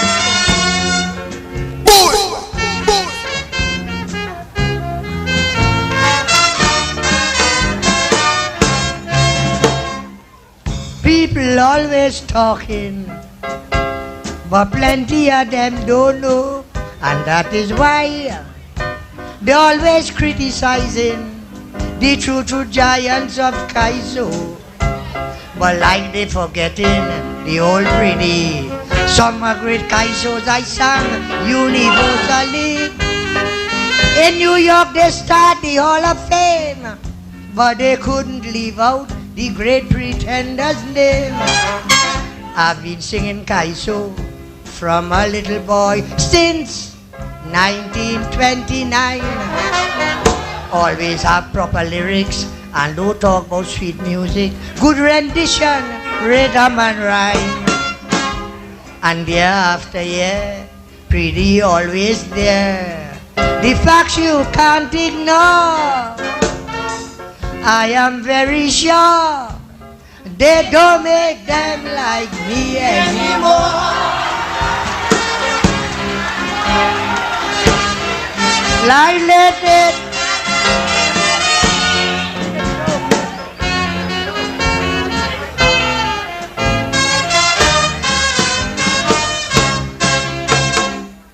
When I jump in the ring, boy, of us them fellas could I really sing. Them was the mouthpiece, the chronicle, always defending the rights of poor people. Oh yes, we break away and let go, but they used to sing things that people should know. We didn't have no records or radio, is you had to prove yourself singing Kaiso. Men like Douglas Lyon Attila, Radio Brawler Beginner, Caressa and the Great Executor, Muncie Daly Albany, King Ivory Normandy, Mentor and Modern Inventor, Tiger Unknown and Invader, Unknown Soldier and Rascasa, Destroyer and the Great Kitchener. But as I said before, they don't make them like me anymore. They don't make them like this anymore. And this is Lord Pretender. Beautiful piece of music. Yeah. This kind of music we don't make anymore in Trinidad, do we? We still do. You still do? All right. So I'm winding it up right now. All right. So I'm going to look at you right now. I mean, with all this vast knowledge in music, in chematology, what's the difference between Kemet and Egypt? Egypt is a name, Egyptos, the name given by the Greeks on the conquest of Egypt in 332 BC. The name before is on, there's several names, one of which is Kemet, the Black Land. Another one is Tawi, the double country, Upper and Lower Kemet. Wow. So that's the difference. The difference is indigenously named as Kemet or Tawi and named on conquest by the Greeks, Egypt. What's the importance of Egypt to Africa? First of all, block out from your mind the people who are occupying the country now. Now, yes, right. And who have been occupying it for the last, since about the 4th century BC. They are not the original inhabitants. The original inhabitants are groups of people who migrated from West Africa, particularly Niger and Chad. They produced all of the accoutrements of civilization, all of the implements of writing before Kemet became a state in 3150 BC.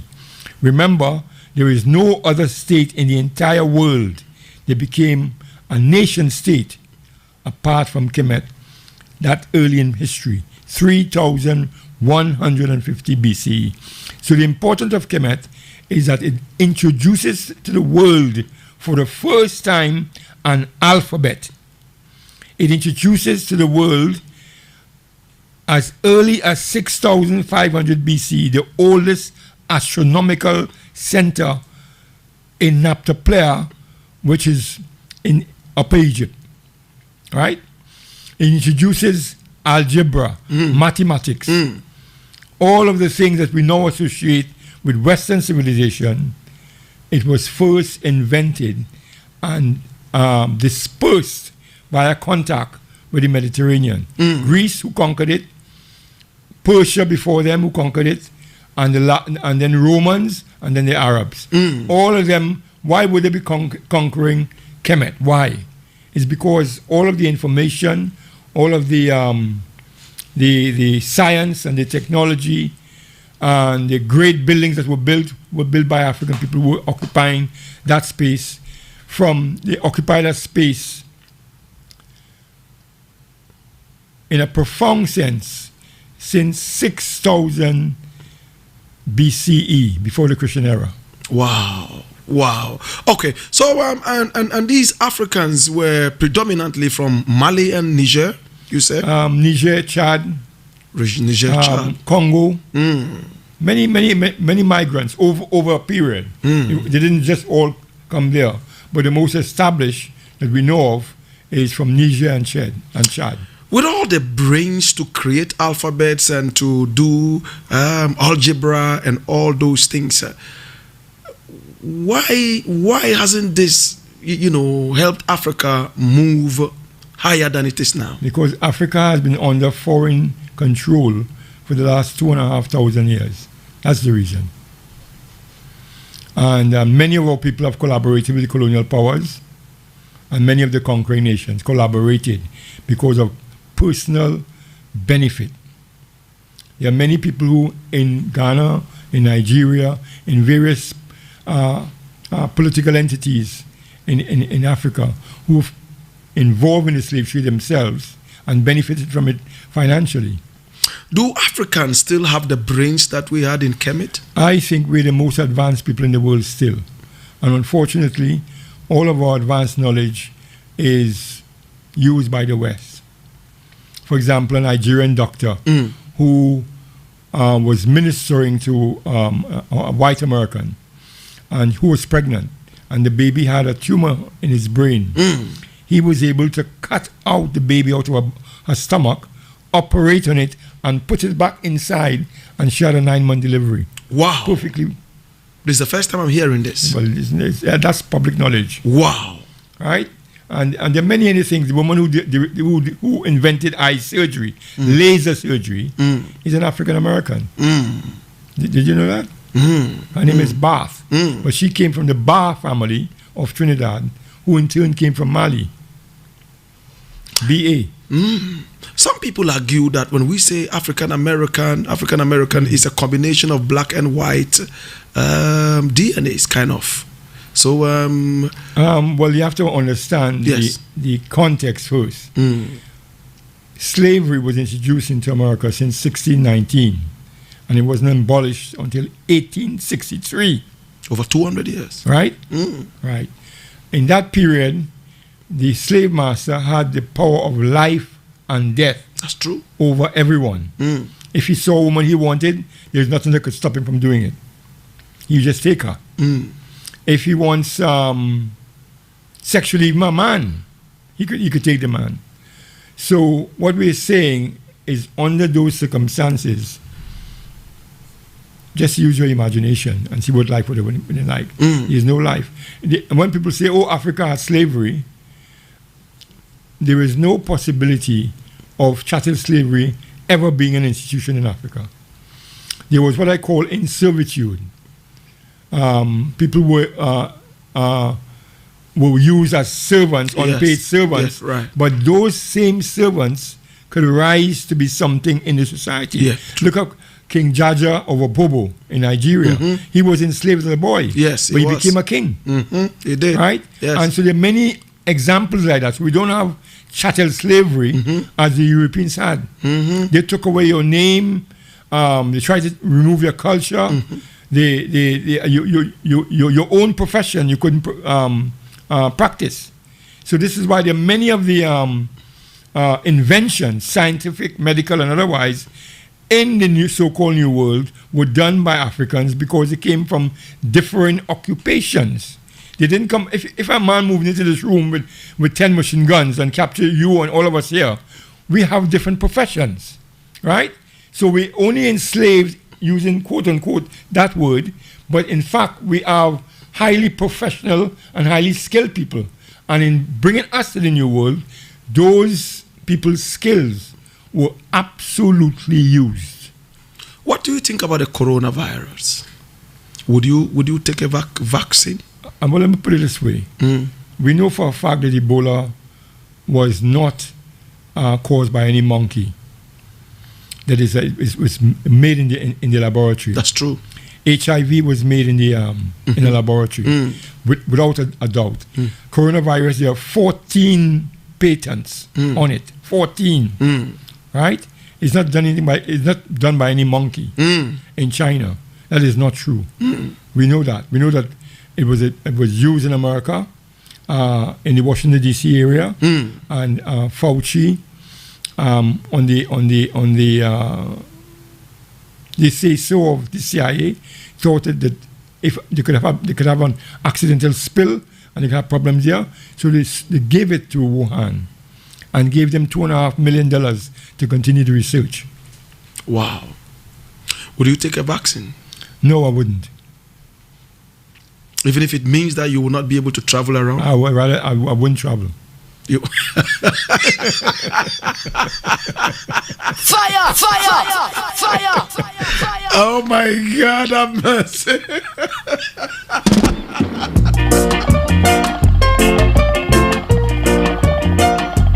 Are you feeling irate? Alright, let's answer them now. Sure, original.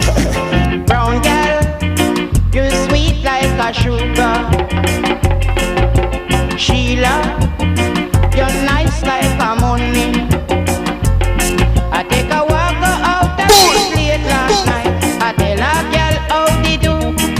I was standing outside my gate one day. I hear someone say, "Ah, you." But when I take a look at this same brown girl, who me tell this sweet how they do. Because girl are so want to be must be. Now when I call around, His name is Stanley, and it's with the turbines. Oh my God, what kind of music is this? A form of reggae with Rastafari drumming, Okay, all right. but it's not the kind of. It also reminds me of Mento. Mento, that's right. It's more of Mento, that's correct. It's a Mento beat. Yes, you're right. Okay, so I promise not to go back to some of these things. I don't know why Okay, so what do you believe in terms of spirituality, in terms of religion? Are you religious? I am not a religious person. Religion is about money making, and it's about having people believe certain things in order to maintain order and the hierarchy of power. But I believe in the essentiality of spirituality. We're all spiritual beings. Okay. We all come into this world in a spiritual way, you know, and we all have those essential qualities of God. If God, quote unquote God, is the creator of the world, then everything in the world has an aspect of God in it, whether a human being or a dog or a cat or whatever. And there's a uniformity of behavior. If you kick a dog, he'll be very hurt, right? And sometimes he might store that against you. Yeah. And at one stage, he might want to jump on your feet and bite you, right? And the same thing with a human being. And you know that dogs kiss, birds kiss, many of the animals kiss. And so do human beings. So there's an essentiality of commonality amongst a lot of these species. But since we've moved away to a kind of more individualized society, we have lost that spiritual contact with each other and with animals. You know, you could pass on. Up to the day, there are Africans who could perform, not just African, but many other people could perform certain kinds of feats that would seem impossible. A cobra could be charmed by the playing of a flute. A flute, yeah. And also by incantations. And unable to strike by incantations. Thunder is able to be brought about by incantations. Now they replace it in the West with machines. They can bring about thunder and lightning and earthquake, something called harp, right? The transfer of these spiritual powers into the material form. But our essential beings are spiritual, and the spiritual is what I believe in, rather than organized religion, which is about making money and making people into sheep. Sheep. Yeah, I'm not a sheep, and I'll never be a sheep. Do you believe in God? It's only one form, but you see, when people talk about God, they say God is a spirit. I don't believe God is a spirit. The biological matter that first came into being in the beginning of time, that is what we call quote unquote God. The ancient Kamites refer to it as nature. Nature. The Yoruba talk about Orisha, right? and they refer to all those elements: sun, moon, stars, rain, and so forth. They're all orishas. Same thing with in ancient Kemet. They're all natures. So they're all forces of nature. And in order to tell a story and make it more understood, and also to keep it away from the true meaning of people, you will use a human being and portray him as God. Amen. But in the origin, Amen was not God. He wasn't portrayed like that. But it's a way of teaching that maintains secrecy about the origins of things only to very few people. Right? And that's what they do. So the majority of the population in most traditional African societies did not have that education. Only a small number of people, by initiation, were introduced into higher forms of knowledge. And it was secret. Okay. So, right now, about ancient Kemet. Yeah. Did they not believe in God? Did they not believe that there was the a same journey? thing? That's what I'm telling you. What I just described is how it came about. What I was telling you about the biological form, that is what Atum represented. He came out of abyssal water, of chaos, and brought order to the world when he emerged as a biological form and then formed the rest of the world out of his body, his mass. Other planets were formed. The Big Bang. Right? They describe that. Did they not believe in life after death? 100%. They're the ones who introduced that to the world. Do you believe in that? Of 100%. Oh, so you believe when you die, you wake up again? Yeah, but in a different form. Yeah. As a form of energy. Energy never dies. Okay. Energy is perpetual. It never diminishes. Yes, that's true. But it takes different forms. Yes. This one is invisible, but it can be made visible. What form is this going to be? Energy. Yes, energy has no form, but what kind of what are you going to represent? Are you going to be a cat when you wake up again? No. You're the same human mind. You have a human mind, but you take the form of energy. Light is energy, right? Vibrations which you can't see control the world. The vibrations in the whole universe. Sound waves. Those are invisible things. You're going to see them, but they exist. So the human being, when he or she dies, they take form of energy, but they can make themselves known to members of their family or people who might need their assistance by taking on a human form. They can make you see them as a human being. Do you believe in good and bad, and good people, where would they go and where would bad people go? Well, I don't believe in heaven and hell. Okay. I believe, like Peter Tosh, heaven and hell is on earth. And people who believe in heaven are those ones who they want to control. So they could take all the crap, all the beatings, take away all your gold, your silver, your uranium, your coltan, everything, until you believe in God. And you'll get to heaven while he is enjoying God here on earth. That is the formula of the European. That's what he does. And so everybody wants to become a Christian, not looking at the material, physical effects of his presence, what he has done. Like King Leopold in the Belgian Congo. Yeah, Congo, 20 million wiped out. Yes. Right? Yes. And many others have done the same thing. The whole of the American Indians were decimated. Populations died. And it's the same one who's bringing God to you to believe in. Why is he bringing God for you to believe? Only to make you stupid.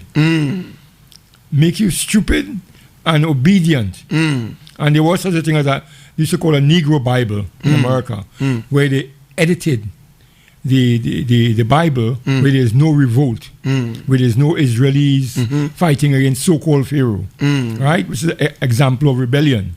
They took that out, and it has slave, obey your master. That kind of thing they put to people so that the Africans in the Americas would not revolt. They would take their slave position as being perpetual and forever and endless.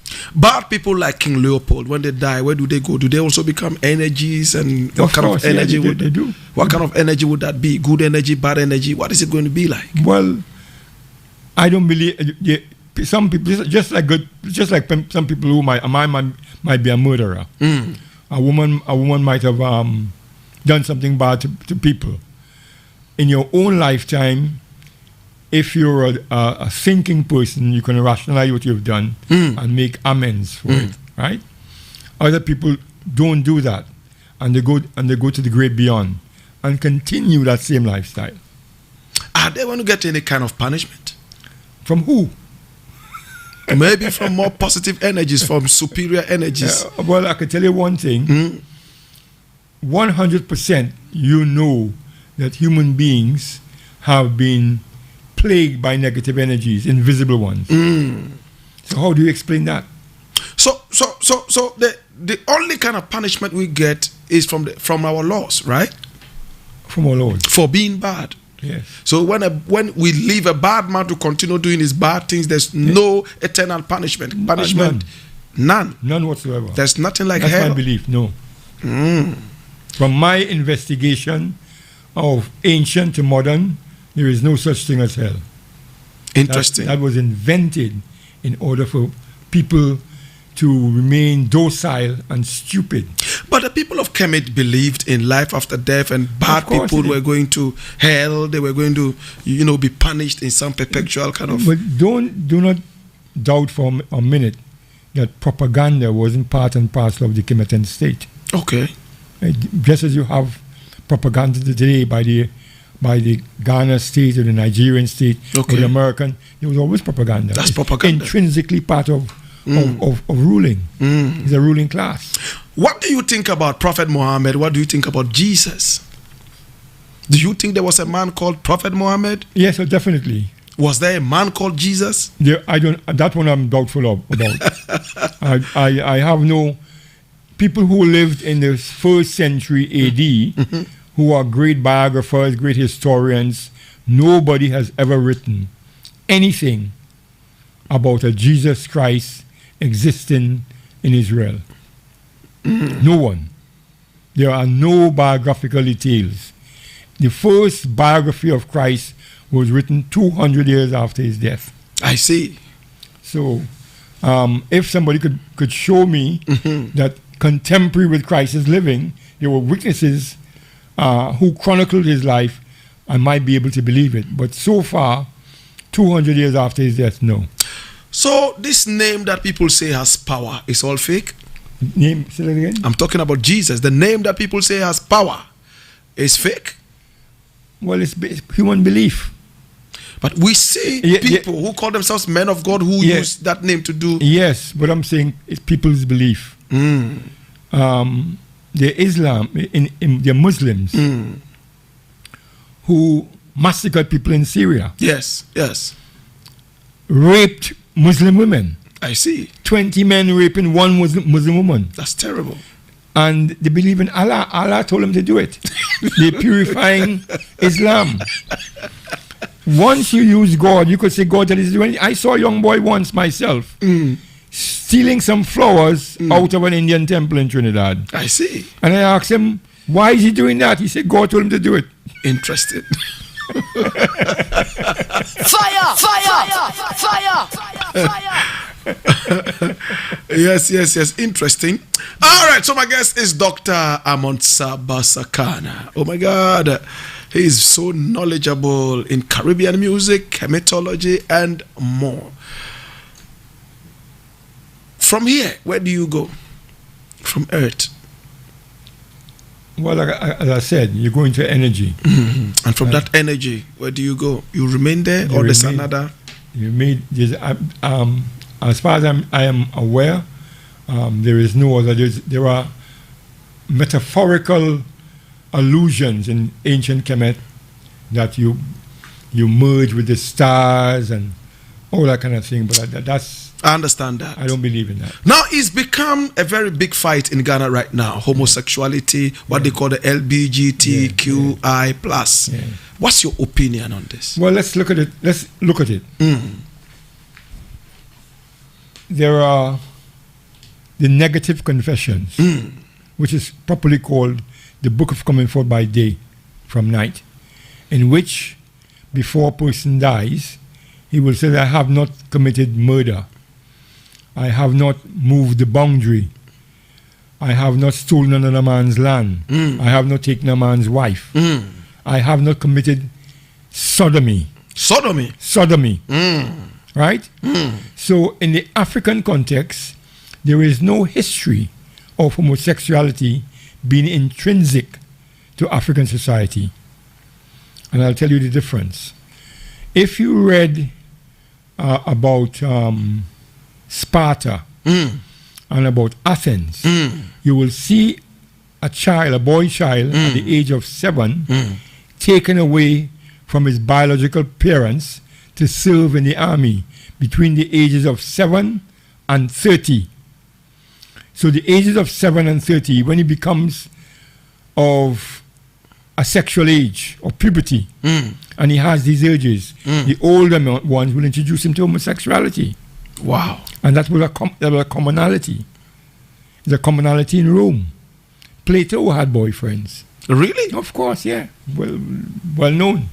All of the philosophers of Greece, they had boyfriends, young boys. It's part and parcel of their cultural landscape. But homosexuality is not part and parcel of Africa's landscape. Recently they've been culturally talking about... and socially, it's not.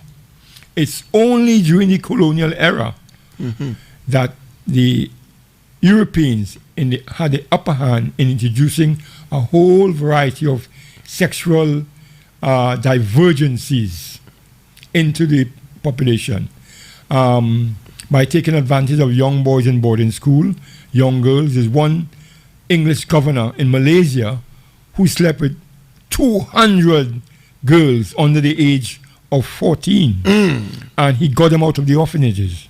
That's in a book called Sexuality and Empire by a man called Hayam. It's documented. I have read a few things on homosexuality, and some of them point to the fact that even in the days of the Pharaoh, there were homosexual pharaohs. That's not true. Not true? Not true. In Africa, you see two men holding hands. In the Caribbean, you see hug up a man friend, or put your arm around his neck. You will see girls walking in the Caribbean holding hands today. And the same thing in Africa. Are they lesbians? They're not. That's what I'm saying. Socially, it is not part and parcel of our society, but it has been introduced. So now, over the last 150 years, and once you become sodomized, there is no way you could remain a man anymore. So what you do the same thing to another child. What's the origin of homosexuality? I just told you. From Spartan? From the days of Greece. Greece? Yeah. So it came from Greece? It came from Greece, yeah. From written information, it's Greece. The oldest society in the world that practiced homosexuality systematically was Greece. Why was it important to them? I don't have any idea. Fire! Well, one of the reasons I would say is that there was a patriarchal society in which the woman had no say. If a woman in Rome is in a family, the most she could do is lie the family hearth. But if she marries, she takes on the god of the husband's family and no longer is a member of the father's family. She gives it up completely, unlike Africa. Some people believe that homosexuality is a hormonal imbalance, it's a medical situation, mental issue. In some circumstances that may obtain, but that will be in a very vast minority. But in terms of the majority of things, it's socially engineered. A slave is socially engineered. A slave is not a person who didn't have a profession. He's socially engineered, and he did it savagely by beating, starvation, cutting off of your hands, as Leopold continues to do in the Congo at the turn of the century. All of it is done by instilling fear, socially engineered. But it's not something that is socially engineered in Africa. One doesn't see that. Well, you talked about man to man. How about woman to woman? Did it also come from Greece? I know I've looked at Arabic literature in which a man will be married to 10, 15, 20 women or whatever, right? And of course, a man can't satisfy 10 or 15 women. It's totally impossible. So sometimes what they do, while they get the severity of the man's violence, they would comfort each other by making love to each other. Oh, so lesbianism is from Arabia. Yeah. It's one of the places. I'm not saying exclusively, but that's a place I've done research on, and I know that for a fact. This is the first time I'm hearing that. I'm grateful for that information. Yeah. We are rounding up in the next 2 minutes. We'll be done. My guest in the studio is Dr. Amon Sabba Sakana. He is giving us a lot of information. Unfortunately, our time is up and we have to go. We just have to. What should we do to gays? Should we send them to a psychiatric hospital? Should we beat them? I wouldn't say it has to do with a psychiatric hospital. It's more like a re-socialization. And you'll have to have detailed explanations of how these things come about and what you can do to overcome what has been done to you. Because usually it's through violence. It's very rarely through love. So what should we do to them? Resocialization? Resocialization process. Now, the new law we are bringing to Ghana says that we should take them for surgery to balance their hormones and all that. Take them to what? We should take them to the hospitals for surgery so we can balance their imbalanced hormones. That will not work. That will not work. No, that's not going to work. It's it's socially engineered. Do you think it's a human right to want to be a man if you're a woman and to want to be a woman if you're a man? It's not my right to say that, but I wouldn't do it. Do you see it as a human rights issue? I think it's an issue that the elite who have been involved in this for thousands of years want to maintain a wider supply of people, and if it's legalized, then they could have children, young children, being sexual beings, sexual objects. Would you sit on a table and eat with a gay? I have friends who are gays, who are homosexual, and I deal with their humanity. Wow. You know, I don't bring in anything about changing them or whatever, but I've had friends over the years who are genuine human beings, who are caring human beings, but unfortunately they fall into this trap. It's a trap. Yeah. I'm going to ask you a very stupid question. That's going to be the last question. If your son came home to tell you that, Daddy, I am gay, what would you say? I don't think that would happen in my case, because at a very early age, both my daughters, and we talk about sexual matters, and introduce them to ideas about the dangers in the society. If once you do that with children when they're young, they cannot be easily influenced. You see what I'm saying? So parents have to be open with their children to discuss real dangers and real things that exist in the society. These things exist. And if you don't tell them, they could easily be seduced. I know young men who have been seduced. I know young women who have been seduced. You know, they could be easily seduced. So you have to discuss these things at a very early age. I appreciate you so much, Dr. Amon Sabba Sakana, for talking to us. If you have any last words you want to share with the audience out there, it's a wide audience, please talk to them. Well, all I wish to see is Africans in power wake up to the fact that they have to own their society, and they must have their own agenda and the old cultural program of re-education. We have a lot of geniuses here, geniuses. and they're not being utilized. And that is what I would like to see. Thank you so much, Dr. Amon. I appreciate you for coming. Thank you very much.